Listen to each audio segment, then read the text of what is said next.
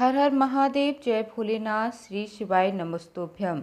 प्रिय दोस्तों, आप सभी का दिन शुभ और मंगलमय हो। शिव पुराण की कथा का आज दूसरा दिन है।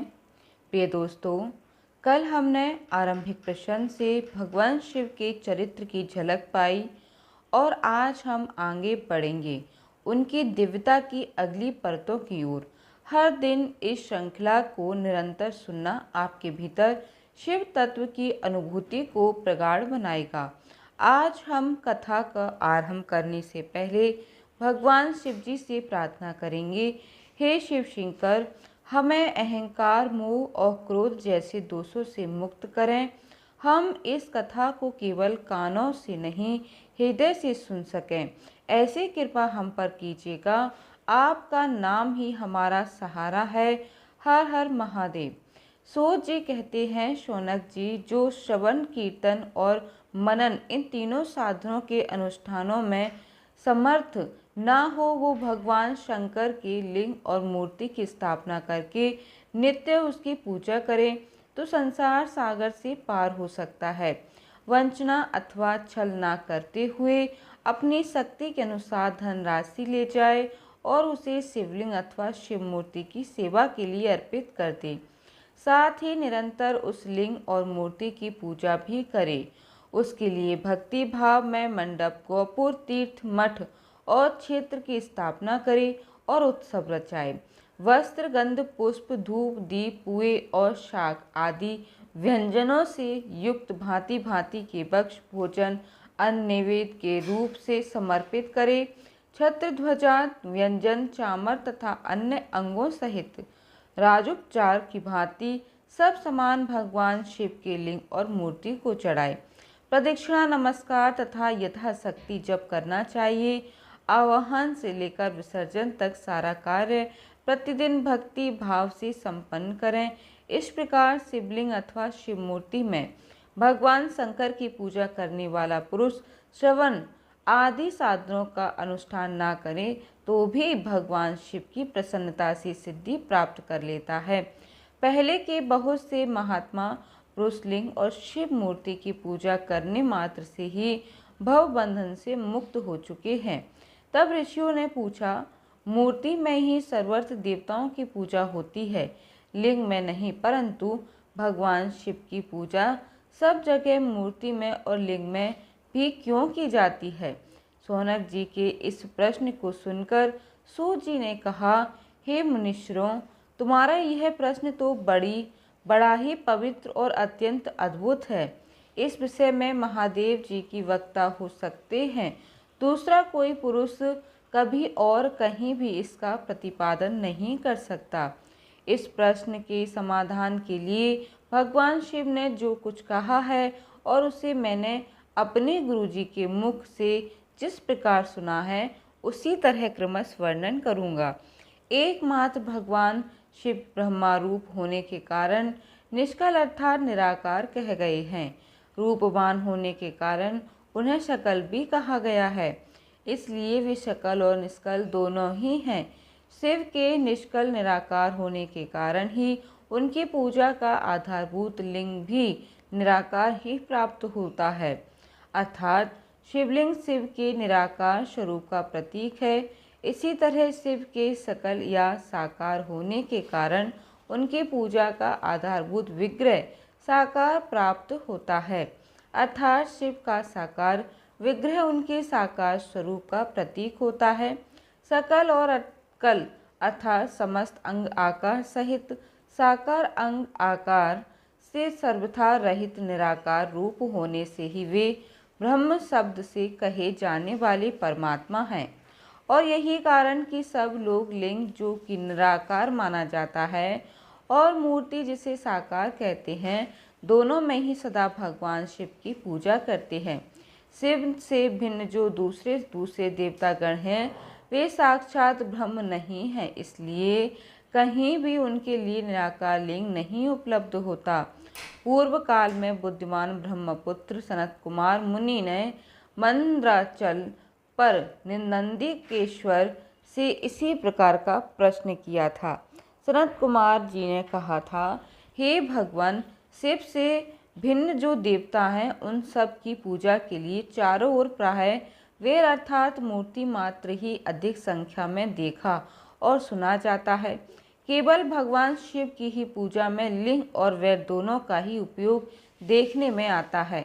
अतः कल्याण में नंदिकेश्वर इस विषय में जो कुछ भी तत्व की बात हो उसे मुझसे इस प्रकार बताइए जिससे मुझे अच्छी तरह से समझ में आ जाए।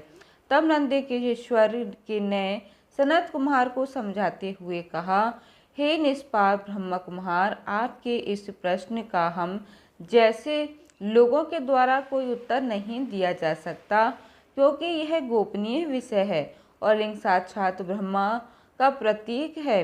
तथापि आप शिव भक्त हैं, इसलिए इस विषय में भगवान शिव ने जो कुछ भी बताया है उसे ही आपके समक्ष कहता हूँ। भगवान शिव ब्रह्म स्वरूप और निष्कल अर्थात निराकार हैं, इसलिए उन्हीं की पूजा से निष्कल लिंग का उपयोग होता है। संपूर्ण वेदों का भी यही मत है। तब सनत कुमार कहने लगे, हे महाभाग योगेंद्र, आपने भगवान शिव और दूसरे देवताओं के पूजन में लिंग और मूर्ति के प्रचार का जो रहस्य विभाग पूर्वक बताया है वह यथार्थ है। इसलिए लिंग और मूर्ति आदि की उत्पत्ति का जो उत्तम वृतांत है उसी को मैं इस समय सुनना चाहता हूँ। लिंग के प्राकट्य का रहस्य सूचित करने वाला प्रसंग मुझे सुनाइए। इसके उत्तर में नंदकेश्वर ने भगवान महादेव के निष्कल स्वरूप लिंग के आविर्भाव का प्रसंग सुनाना प्रारंभ किया। उन्होंने ब्रह्मा तथा विष्णु के विवाद, देवताओं की व्याकुलता और चिंता, देवताओं का दिव्य कैलाश शिखर पर गमन, उनके द्वारा चंद्रशेखर महादेव का स्तवन, देवताओं से प्रेरित हुए महादेव जी का ब्रह्मा और विष्णु के विवाद स्थल में आगमन और दोनों के बीच में निष्कल आदि अंतरहित भीषण अग्निस्तंभ के रूप में उनका आविर्भाव आदि प्रसंगों की कथा कही। इसके पश्चात श्री ब्रह्मा और विष्णु दोनों के द्वारा उस ज्योतिर्मय स्तंभ की ऊंचाई और गहराई था लेने का प्रयास और केतकी पुष्प के शाप वरदान आदि के प्रसंग भी सुनाए। नंदकेश्वर कहने लगे, तदनंतर वे दोनों ब्रह्मा और विष्णु भगवान शंकर को प्रणाम करके दोनों हाथ जोड़कर उनके दाएं बाएं भाग में चुपचाप खड़े हो गए। फिर उन्होंने कहा, वहां साक्षात प्रकट पूजनीय महादेव जी को श्रेष्ठ आसन पर स्थापित करके पवित्र पुरुष वस्तुओं द्वारा उनका पूजन किया। दीर्घ काल तक अविकृत भाव से सुस्थिर रहने वाली वस्तु को पुष्प वस्तु कहते हैं। अल्पकाल तक ही टिकने वाली क्षण भंगुर वस्तुएं प्राकृत वस्तुएं कहलाती हैं। इस तरह वस्तु के यह दो भेद जानने चाहिए, अर्थात किन किन पुरुष वस्तुओं से उन्होंने भगवान शिव का पूजन किया यह बताया जाता है। हारनुपुर, केयूर, किरीट, मणिमय कुंडल, यज्ञोपवीत, उत्तरी वस्त्र, पुष्पमाला, रेशमी वस्त्र, हार, मुद्रिका, पुष्प, तांबूल, कपूर, चंदन और अगु का अनुलेप, धूप, दीप, श्वेत छत्र, व्यंजन, ध्वजा, चवर तथा अनन्य दिव्य उपहारों द्वारा जिनका वैभव वाणी और मन की पहुँच से परे था, जो केवल पशुपति अर्थात परमात्मा के ही योग्य थे और जिन्हें पशु कदापि नहीं पा सकते थे, उन दोनों ने अपने स्वामी महेश्वर का पूजन किया। सबसे पहले वहां ब्रह्मा जी और विष्णु जी ने भगवान शंकर की पूजा की। इससे प्रसन्न होकर भक्तिपूर्वक भगवान शिव ने वहां नम्र भाव से खड़े हुए उन दोनों देवताओं को मुस्कुराकर कहा। महेश्वर कहने लगे, हे पुत्रों, आज का दिन एक महान दिन है। इसमें तुम्हारे द्वारा जो आज मेरी पूजा हुई है, इसमें मैं तुम लोगों पर बहुत प्रसन्न हूँ। इस कारण यह दिन परम पवित्र और महान से महान होगा। आज की यह तिथि शिवरात्रि के नाम से विख्यात होकर मेरे लिए परम प्रिय होगी। इस समय जो मेरे लिंग अर्थात निष्कल अंग आकृति से रहित निराकार स्वरूप के प्रतीक वैर अर्थात सकल साकार रूप के प्रतीक विग्रह अर्थात मूर्ति की पूजा करेगा, वह पुरुष जगत की सृष्टि और पालन आदि कार्य भी कर सकता है। जो शिवरात्रि के दिन रात निराहार और जितेंद्र रहकर अपनी शक्ति के अनुसार निश्चल भाव से मेरी यथोचित पूजा करेगा, उसको मिलने वाले फल का वर्णन भी सुनो। 1 वर्ष तक निरंतर मेरी पूजा करने पर जो फल मिलता है वह सारा फल केवल शिवरात्रि को ही मेरी पूजा करने से मनुष्य तत्काल प्राप्त कर लेता है। जैसे पूर्ण चंद्रमा का उदय समुद्र की वृद्धि का अवसर है, ठीक उसी प्रकार यह शिवरात्रि तिथि मेरे धर्म की वृद्धि का समय है। इस स्थिति में मेरी स्थापना आदि का मंगलमय उत्सव होना चाहिए। पहले जब मैं ज्योतिर्मय स्तंभ रूप से प्रकट हुआ था, वह समय मार्गशीर्ष मास में आद्रा नक्षत्र से युक्त पूर्णमासी या प्रतिपदा है, जो पुरुष मार्गशीर्ष मास में आद्रा नक्षत्र होने पर पार्वती सहित मेरा दर्शन करता है अथवा मेरी मूर्ति या लिंग की ही झांकी करता है, वह मेरे लिए कार्तिकेय से भी अधिक प्रिय है। उस शुभ दिन को मेरे दर्शन मात्र से पूरा फल प्राप्त होता है।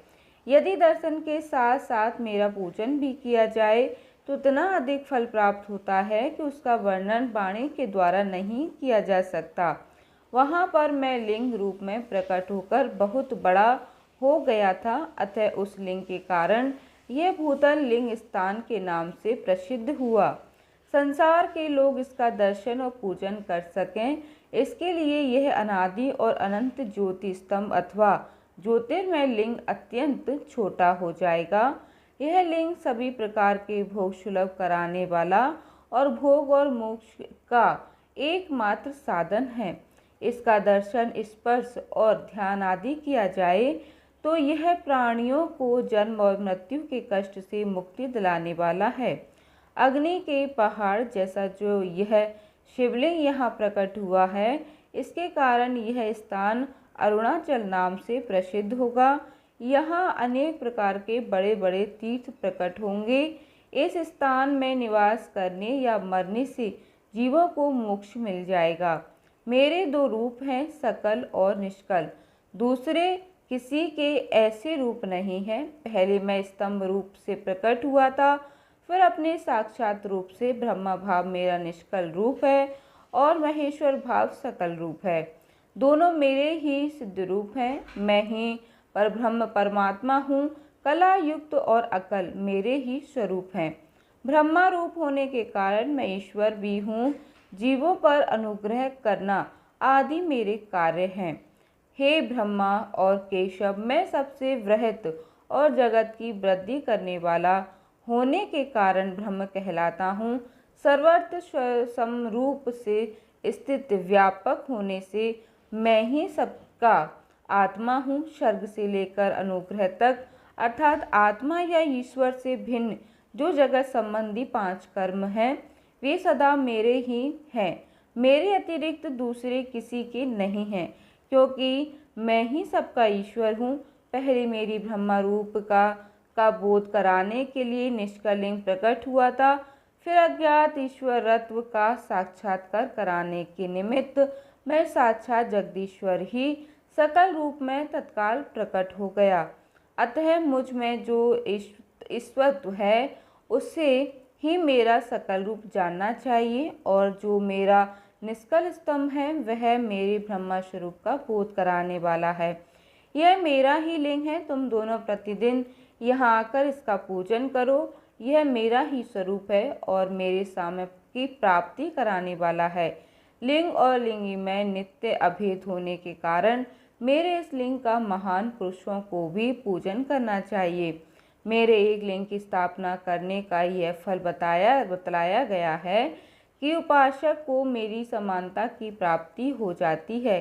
यदि एक के बाद दूसरे शिवलिंग की भी स्थापना कर दी गई, तब तो उपासक को फलस्वरूप मेरे साथ एकत्व अर्थात सायुज्य मोक्ष रूप फल प्राप्त हो जाता है।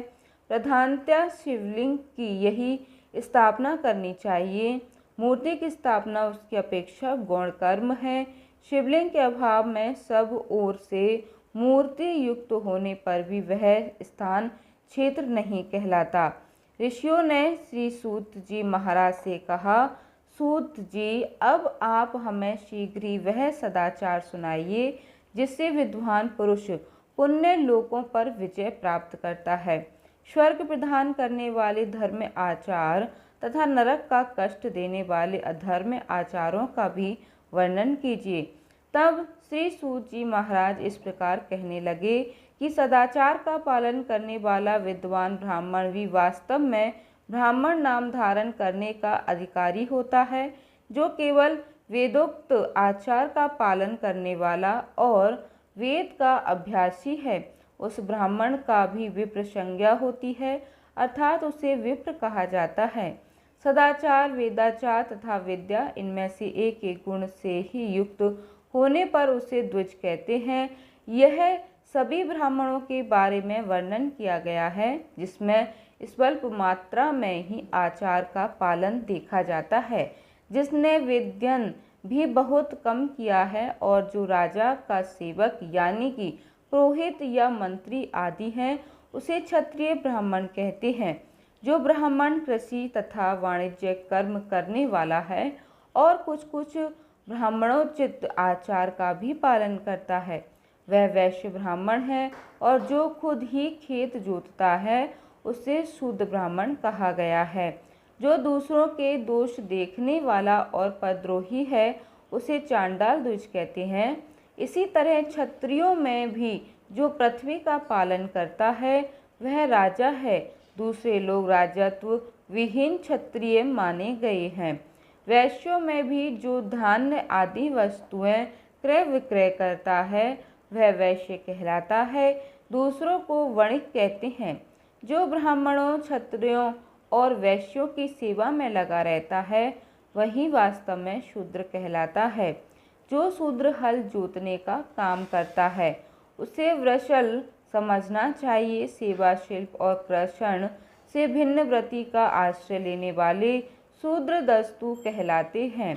इन सभी वर्णों के मनुष्यों को चाहिए कि वे ब्रह्म मुहूर्त में उठकर पूर्वाभिमुख होकर सबसे पहले देवताओं का, फिर धर्म का, फिर अर्थ का, उसकी प्राप्ति के लिए उठाए जाने वाले क्लेशों का तथा आय और विक्रय का भी चिंतन करें।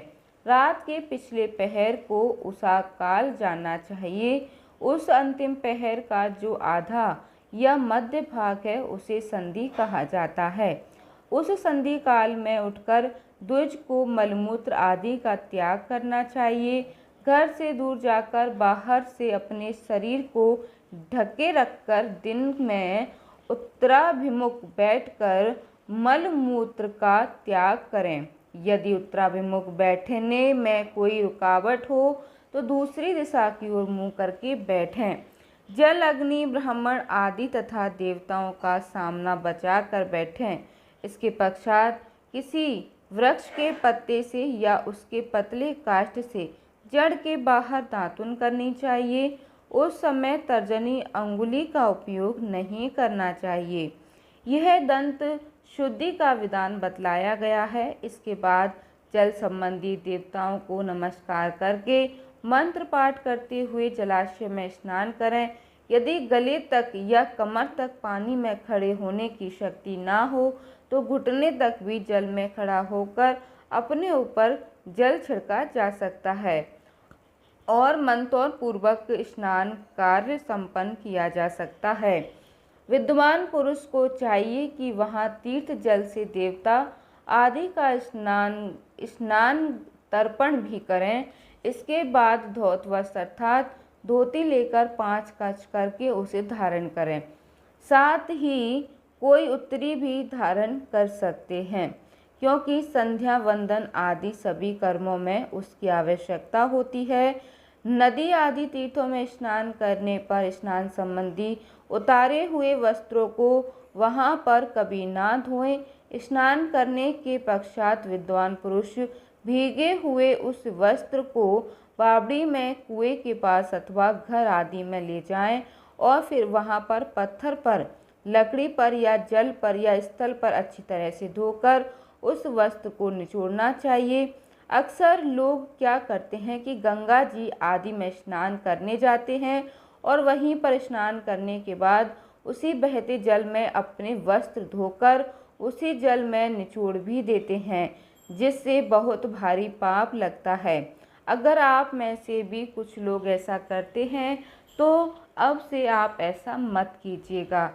हे द्वजों, वस्त्रों को निचोड़ने से जो जल गिरता है वह एक श्रेणी में पितरों की तृप्ति के लिए होता है। इसके पश्चात जाबाली उपनिषद में बताए गए अग्नि मंत्र से भस्म लेकर उसके द्वारा त्रिपुंड लगाए। अगर इस विधि का पालन न किया जाए और इसके पहले ही यदि जल में भस्म गिर जाए तो गिराने वाला नरक में जाता है। प्रातःकाल की संध्या उपासना में गायत्री मंत्र का जाप करके 3 बार ऊपर की ओर सूर्य देव को अर्घ्य देना चाहिए। हे ब्राह्मणों, मध्याह्न काल में गायत्री मंत्र के उच्चारण पूर्वक सूर्य देव को एक ही अर्घ्य देना चाहिए और फिर सायंकाल आने पर पश्चिम की ओर मुख करके बैठ जाएं और पृथ्वी पर ही सूर्य के लिए अर्घ्य देना चाहिए। उस समय हाथ ऊपर की ओर उठाकर जल अर्पित नहीं करना चाहिए।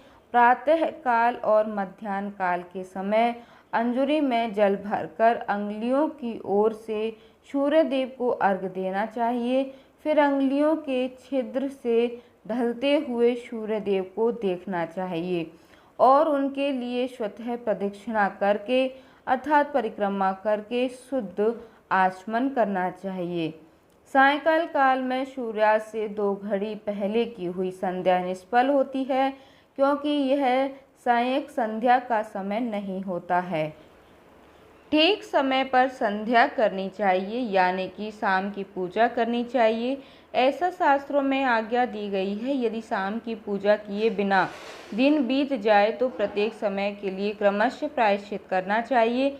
यदि एक दिन बीते तो प्रत्येक बीते हुए संध्या काल के लिए नित्य नियम के अतिरिक्त 100 गायत्री मंत्रों का जप करना चाहिए। यदि नित्य कर्म के लुप्त हुए 10 दिन से अधिक दिन बीत जाए तब उसके प्रायश्चित रूप में 1 लाख गायत्री मंत्र का जप करना चाहिए।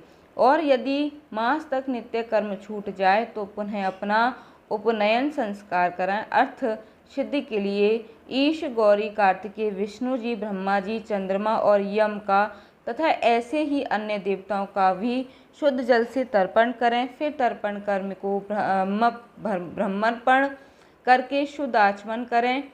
तीर्थ के दक्षिण प्रस्थ मठ में, मंत्रालय में, देवालय में, घर में अथवा अन्य किसी नियत स्थान में आसन पर स्थिरता पूर्वक बैठकर विद्वान पुरुष अपनी बुद्धि को स्थिर करें और संपूर्ण देवताओं को नमस्कार करके पहले प्रणव का जप करने के पश्चात गायत्री मंत्र की आवृत्ति करें। प्रणव के और मन, इन तीनों अक्षरों में जीव ब्रह्मा की एकता का प्रतिपादन होता है। इस बात को जानकर कि प्रणव अर्थात ओम का जप करना चाहिए। जप करते समय यह भावना करनी चाहिए कि हम तीनों लोकों की सृष्टि करने वाले ब्रह्मा, पालन करने वाले विष्णु और संहार करने वाले रुद्र की जी स्वयं प्रकाश चिन्मय उपासना करते हैं। यह ब्रह्मा स्वरूप ओमकार हमारी कर्मेंद्रियों और ज्ञानेंद्रियों की वृत्तियों को, मन की वृत्तियों को और बुद्धि वृत्तियों को सदा भोग और मोक्ष प्रदान करने वाले धर्म और ज्ञान की ओर प्रेरित करें। प्रणव के इस अर्थ का बुद्धि के द्वारा चिंतन करता हुआ जो इसका जप करता है वह निश्चय ही ब्रह्मा को प्राप्त कर लेता है। अर्थात अर्थानुसंधान के बिना भी प्रणव का नित्य जप करना चाहिए। इससे ब्राह्मणत्व की पूर्ति होती है। ब्राह्मणत्व की पूर्ति के लिए श्री ब्राह्मण को प्रतिदिन प्रातःकाल 1 सहस्त्र गायत्री मंत्र का जप करना चाहिए। मध्याह्न काल में 100 बार, सायं काल में 28 बार जप करने की विधि है। अन्य वर्णों के लोगों को अर्थात क्षत्रिय और वैश्यों को तीनों संध्याओं के समय यथासाध्य गायत्री जप करना चाहिए। शरीर के भीतर मूलाधार, स्वाधिष्ठान, मणिपुर, अनाहत, आज्ञा और सहस्त्रार यह 6 चक्र होते हैं। इनमें मूलाधार से लेकर सहस्रार तक 6 स्थानों में क्रमशः विद्येश्वर, ब्रह्मा, विष्णु, ईश, जीवात्मा और परमेश्वर स्थित होते हैं। इन सब में ब्रह्मा बुद्धि करके इनकी एकता का निश्चय करें और वह ब्रह्मा मैं ही हूँ ऐसी भावना पूर्वक प्रत्येक सांस के साथ 100 अहम का जप करें। उन्हीं विद्वेश्वर आदि के ब्रह्मांड आदि में तथा इस शरीर से बाहर भी भावना करनी चाहिए।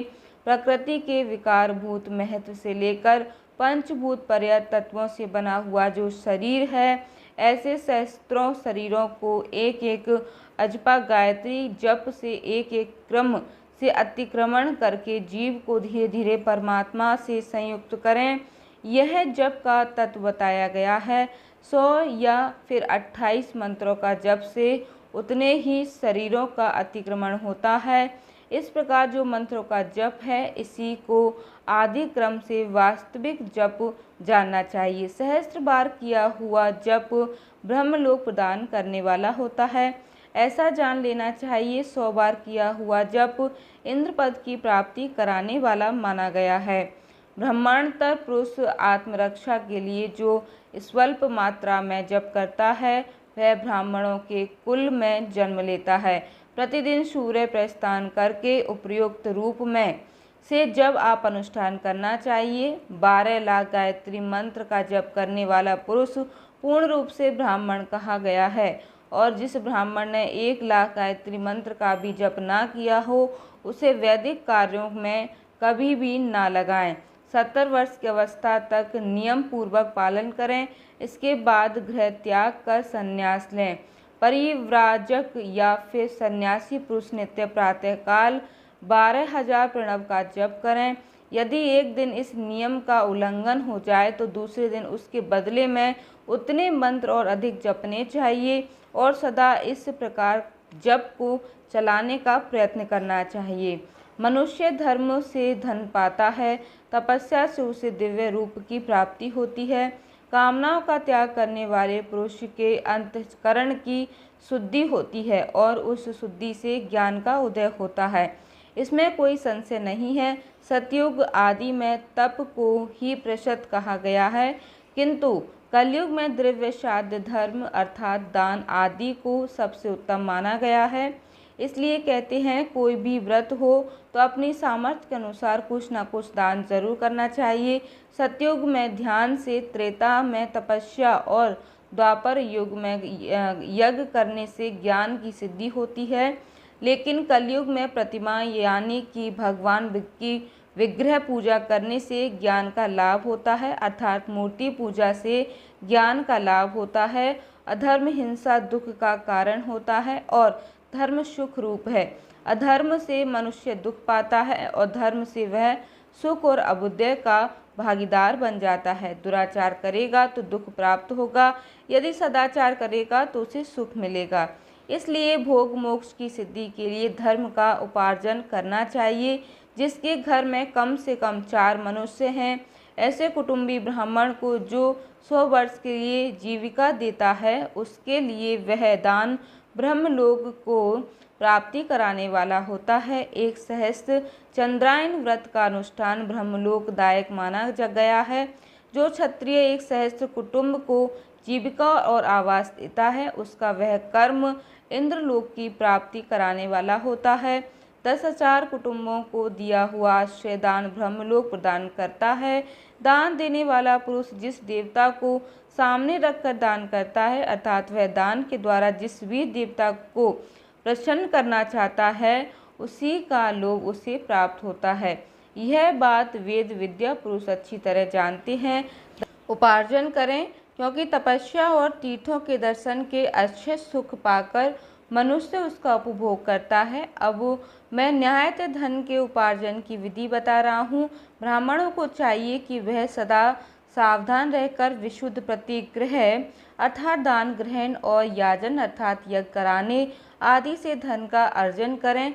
वह इसके लिए कहीं कोई दीनता ना दिखाएं और ना ही अत्यंत कलेशदायक कर्म ही करें। क्षत्रिय बाहुबल से धन का उपार्जन करें और वैश्य कृषि और गौरक्षा से न्यायोपार्जित धन का दान करने से दाता को ज्ञान की सिद्धि होती है। ज्ञान सिद्धि द्वारा सभी पुरुषों को गुरु कृपा मोक्ष सिद्धि बड़ी आसानी से प्राप्त हो जाती है। मोक्ष से ब्रह्म रूप की स्थिति प्राप्त होती है और फिर जिसे मुक्त पुरुष परमानंद का अनुभव करता है। गृहस्थ पुरुष को चाहिए, अब आप सभी ध्यान पूर्वक सुनिए, गृहस्थ पुरुष को चाहिए कि वह धन धान्य आदि सभी वस्तुओं का दान करे। वह तृषा निवृत्ति के लिए जल और शुद्ध रूपी रोग की शांति के लिए सदा अन्न का दान करे। खेत धान्य कच्चा अनाज दक्षिणा इस प्रकार के दान करने चाहिए जिसके अन्न को खाकर मनुष्य जब तक कथा श्रवण आदि शुद्ध कर्म का पालन करता है उतने समय तक उसके लिए हुए पुण्य फल का आधा भाग दाता को मिल जाता है और इसमें कोई भी संशय नहीं है।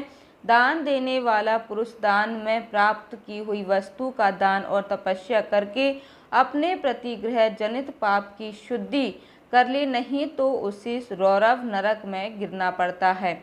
अपने धन के 3 भाग करें, एक भाग धर्म के लिए, दूसरा भाग वृद्धि के लिए और तीसरा भाग अपने उपभोग के लिए रखना चाहिए। नित्य नैमित्त के और काम में यह तीनों प्रकार के कर्म धर्मार्थ रखे हुए धन से करें।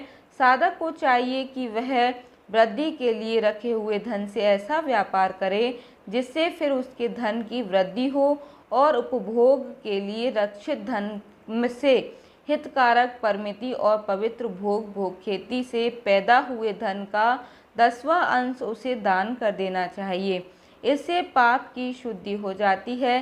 शेष धन से धर्म वृद्धि और उपभोग करें, नहीं तो वह रौरव नरक में जा पड़ता है या फिर उसकी वृद्धि पापपूर्ण हो जाती है या उसकी खेती ही चौपट हो जाती है। वृद्धि के लिए किए गए व्यापार में प्राप्त हुए धन का 6वां भाग दान करने योग्य होता है। बुद्धिमान पुरुष अवश्य उसका दान कर दें। बुद्धिमान को चाहिए कि वह दूसरों के दोषों का बखान कभी ना करे। हे ब्राह्मणों, दोष बस दूसरों के सुने हुए या देखे हुए छिद्र को भी कभी प्रकट ना करें। विद्वान पुरुष ऐसी बात ना कहे जो समस्त प्राणियों के हृदय में रोष पैदा करने वाली हो, उन्हें कष्ट देने वाली हो। ऐश्वर्य की सिद्धि के लिए दोनों संध्याओं के समय अग्निहोत्र कर्म अवश्य करें और जो दोनों समय अग्निहोत्र करने में असमर्थ हो वह एक ही समय सूर्य और अग्नि को विधि पूर्वक दी हुई आहुति से संतुष्ट करें।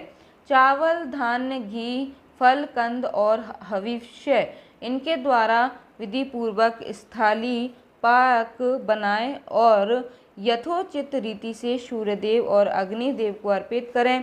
यदि हविष्य का अभाव हो तो प्रधान होम मात्र करें। सदा सुरक्षित रहने वाली अग्नि को विद्वान पुरुष अजस्त्र की संज्ञा देते हैं।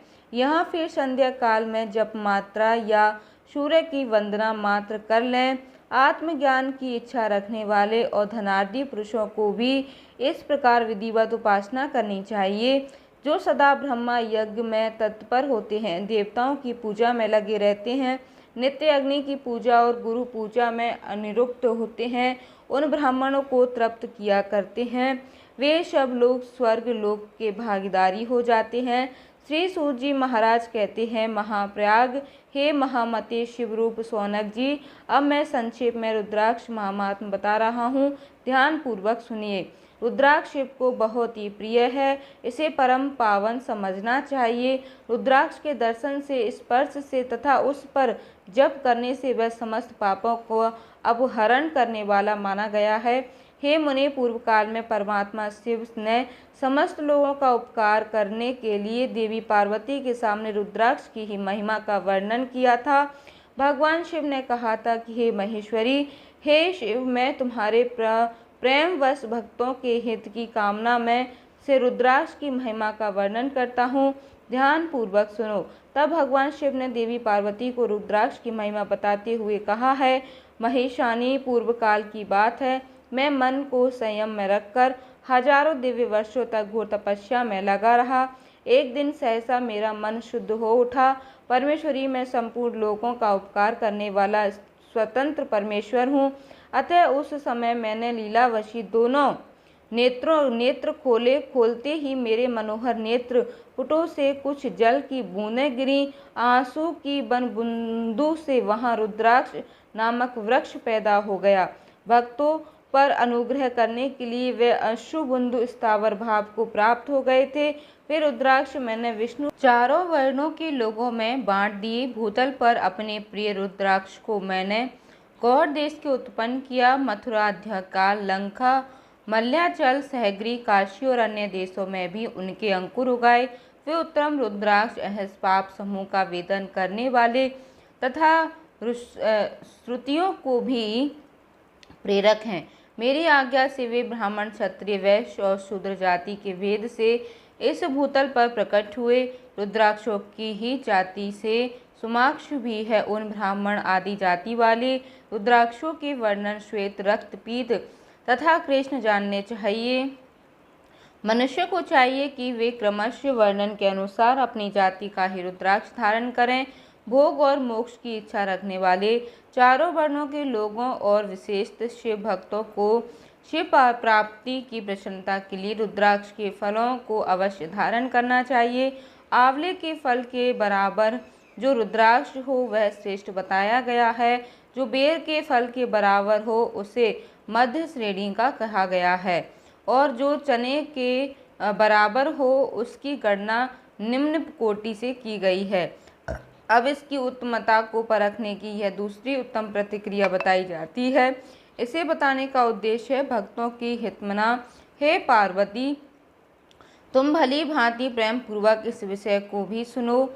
हे महेश, जो रुद्राक्ष के बेर के फल के बराबर होता है वह उतना छोटा होने पर भी लोक में उत्पन्न फल देने वाला और सुख सौभाग्य में वृद्धि करने वाला होता है। जो रुद्राक्ष आंवले के फल के बराबर होता है वह समस्त अरिष्टों का नाश करने वाला होता है और जो गुंजा फल के समान बहुत छोटा होता है वह संपूर्ण मनोरथों फलों की सिद्धि करने वाला होता है। रुद्राक्ष जैसे जैसे छोटा होता है वैसे वैसे ही अधिक फल देने वाला होता है। एक एक बड़े रुद्राक्ष से एक एक छोटे रुद्राक्ष की विद्वानों ने 10 गुना अधिक फल देने वाला बताया है। पापों को नाश करने के लिए रुद्राक्ष धारण करना आवश्यक होता है। वह निश्चय ही संपूर्ण अविष्ट मनोरथों का साधक है, इसलिए अवश्य ही धारण करना चाहिए। परमेश्वरी लोक में मंगल में रुद्राक्ष जैसा फल देने वाला देखा जाता है वैसे ही फलदायिनी दूसरी कोई माला नहीं है दिखाई देती है। देवी, समान आकार प्रकार वाले चिकने, मजबूत, स्थूल कंटक युक्त अर्थात उभरे हुए छोटे छोटे दाने वाले और सुंदर रुद्राक्ष अभिलाषित पदार्थों के दाता तथा सदैव भव और मोक्ष देने वाले, जिसे कीड़ों ने दूषित कर दिया है, जो टूटा फूटा हो, जिसमें उभरे हुए दाने ना हो, जो व्रण युक्त हो और जो पूरा पूरा गोल ना हो। इन 5 प्रकार के रुद्राक्ष को त्याग देना चाहिए। जिस रुद्राक्ष में अपने आप ही डोरा पिरोने के योग्य छिद्र हो गया हो वही वहाँ उत्तम माना गया है। जिसमें मनुष्य के प्रत्न से छेद किया गया हो वह रुद्राक्ष मध्यम श्रेणी का होता है। रुद्राक्ष धारण बड़े बड़े पातकों का नाश करने वाला होता है। इस जगत में 1100 रुद्राक्ष धारण करके मनुष्य जिस फल को प्राप्त करता है उसका वर्णन सैकड़ों वर्षों में भी किया जा सकता है। भक्तिभान पुरुष 550 रुद्राक्ष के दानों का सुंदर मुकुट बना ले और उसे सिर पर धारण करे। 360 दानों को लंबे सूत्र में पिरोकर एक हार बना ले। वैसे वैसे 3 हार बनाकर भक्तिपरायण पुरुष उनका यज्ञोपवीत तैयार करे और उसे यथास्थान धारण किए रहे। इसके बाद किस अंग में कितने रुद्राक्ष धारण करने चाहिए यह बताकर श्री सूची महाराज आगे इस प्रकार कहने लगे। हे महर्षियों, सिर पर ईशान मंत्र से, कान में तत्पुरुष मंत्र के साथ, गले में और हृदय में अघोर मंत्र के साथ रुद्राक्ष धारण करना चाहिए। विद्वान पुरुष दोनों हाथों में अघोर बीज मंत्र से रुद्राक्ष धारण करें। उधर पर वामदेव मंत्र 15 रुद्राक्षों द्वारा गुथी हुई माला धारण करें अथवा अंगों सहित प्रणव का 5 बार जप करें। रुद्राक्ष की 3, 5 या 7 मालाएं धारण करें अथवा मूल मंत्र नमः शिवाय से ही समस्त रुद्राक्षों को धारण करें। रुद्राक्षधारी पुरुष अपनी खान पान में मदिरा, मांस, लहसुन, प्याज, सहजन, लिशोड़ा आदि का त्याग दें। हे गिरिराज नंदिनी उमेश, श्वेत रुद्राक्ष केवल ब्राह्मणों को ही धारण करना चाहिए। गहरे लाल रंग का रुद्राक्ष क्षत्रिय के लिए हितकार बताया गया है। वैश्य के लिए प्रतिदिन बारंबार पीले रुद्राक्ष को धारण करना आवश्यक है और शूद्रों को काले रंग का रुद्राक्ष धारण करना चाहिए। है वेदोक्त मार्ग है। ब्रह्मचारी, वानप्रस्थ, गृहस्थ और सन्यासी सबको नियम पूर्वक रुद्राक्ष धारण करना उचित होता है। इसे धारण करने का सौभाग्य बड़े पुण्य से प्राप्त होता है। हे उमे, पहले आंवले के बराबर और फिर उससे भी छोटे रुद्राक्ष धारण करें। जो रोगी हो, जिसमें दाने ना हो, जिन्हें कीड़ों ने खा लिया हो, जिनसे पिरोने योग्य छेद ना हो, ऐसे रुद्राक्ष मंगलाकांक्षी पुरुषों को नहीं धारण करने चाहिए। रुद्राक्ष मेरा मंगलमय लिंग विग्रह है। यह अत्यंत गतवा चने के बराबर लघुतर होता है। सूक्ष्म रुद्राक्ष को ही सदा प्रशस्त माना जाता है।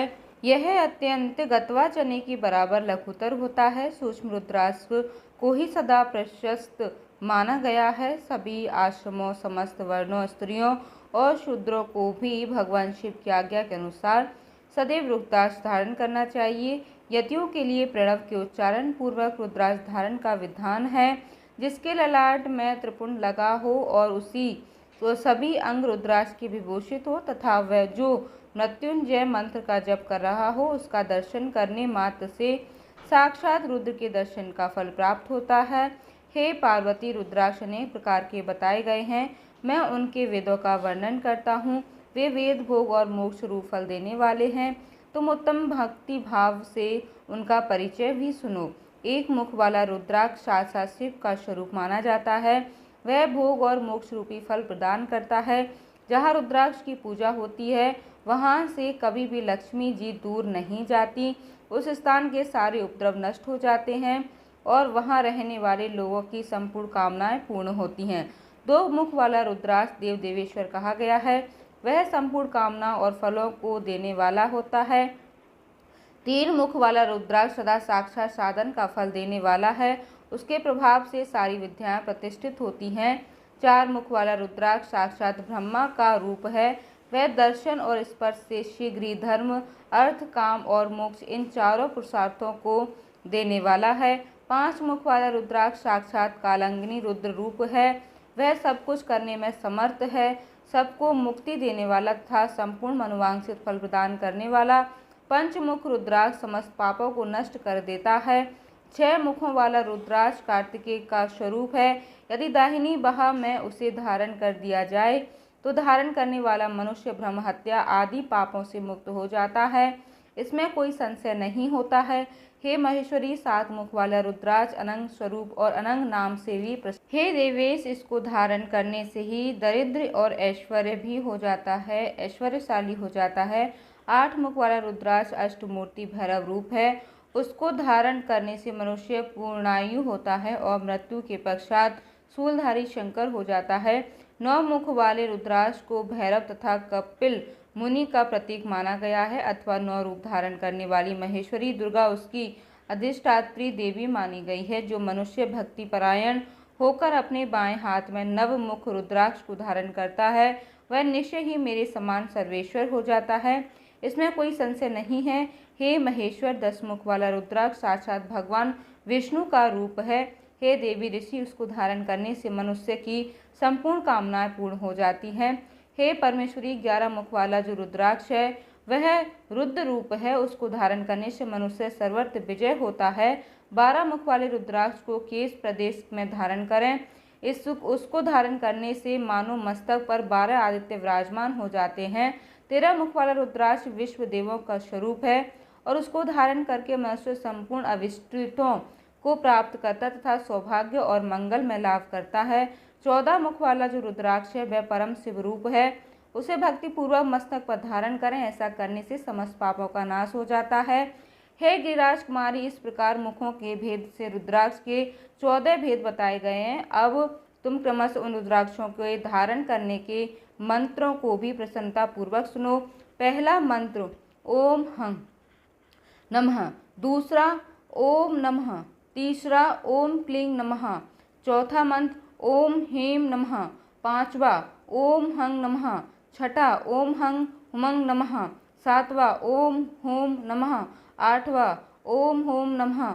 नवा ओम ह्रीं हूं नमः। 10वां ओम ह्रीं नमः। 11वां ओम ह्रीं हूं नमः। 12वां ओम क्रों सं रं नमः। 13वां ओम ह्रीं नमः और 14वां ओम नमः। इन मंत्रों द्वारा क्रमशः 1 से लेकर 14 मुख वाले रुद्राक्ष को धारण करने का विधान है। साधक को चाहिए कि वह निद्रा और आलस्य का त्याग करके भक्ति और श्रद्धा भाव से संपन्न होकर संपूर्ण मनोरथों की सिद्धि के लिए उक्त मंत्रों द्वारा उन रुद्राक्षों का धारण करे। रुद्राक्ष की माला धारण करने वाले पुरुष को देखकर भूत प्रेत पिशाच टांकनी सांकनी तथा जो अन्य द्रोहकारी राक्षस आदि हैं वे सब के सब दूर भाग जाते हैं। जो कृत्रिम अभिचारी आदि प्रयुक्त होते हैं वे सब रुद्राक्षधारी को देखकर सशंक होकर खिसक जाते हैं। हे पार्वती, रुद्राक्ष मालाधारी पुरुष को देखकर मैं शिव भगवान, विष्णु, देवी दुर्गा, गणेश, सूर्य तथा अन्य देवता भी प्रसन्न हो जाते हैं। हे महेश्वरी, इस प्रकार रुद्राक्ष की महिमा को जानकर धर्म की वृद्धि के लिए भक्ति पूर्वक पूर्वोक्त मंत्रों द्वारा विधि पूर्वक उसे धारण करना चाहिए। हे मुनीश्वर, भगवान शिव ने देवी पार्वती के सामने जो कुछ भी कहा था वह सब तुम्हारे प्रश्न के अनुसार मैंने कह सुनाया है।